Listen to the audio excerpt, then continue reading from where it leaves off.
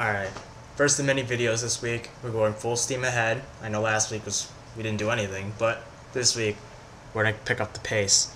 And first thing we're going to talk about is spot reduction. What is spot reduction? Well, if I want to lose weight in my abs or in my stomach, what am I going to do? I'm going to do 100 crunches every day for the rest of the week, for the rest of the month, for the rest of the year. And hopefully, by that time, I have a six-pack, right? Wrong. And this is why.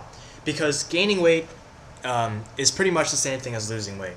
When you gain weight, your body doesn't just gain weight in one area, right? You don't have when you eat a lot, you don't have just like this huge blob of a hand and the rest of your body looks the same, right? It doesn't happen that way. Your body distributes the fat evenly across, from head to toe, and most of that will be in the abs or in the stomach and the hips. But again, it's spread out pretty evenly. However, you can apply this principle directly to losing weight as well.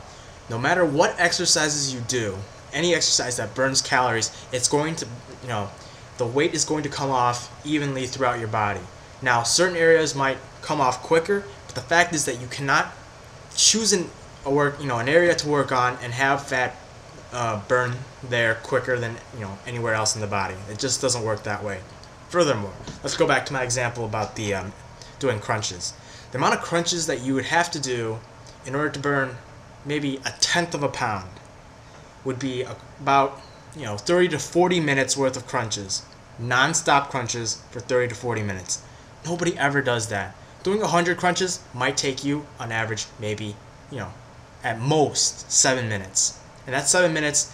I'm not talking about rest, I'm not talking about breaks at all. So 30 minutes of non-stop crunches, one, is hard, and two, is inefficient when you're talking about the whole calorie thing. Crunches are good for other reasons. We'll talk about that later. But for burning weight or burning fat, you really want to look into the combination: weightlifting, cardio, and dieting.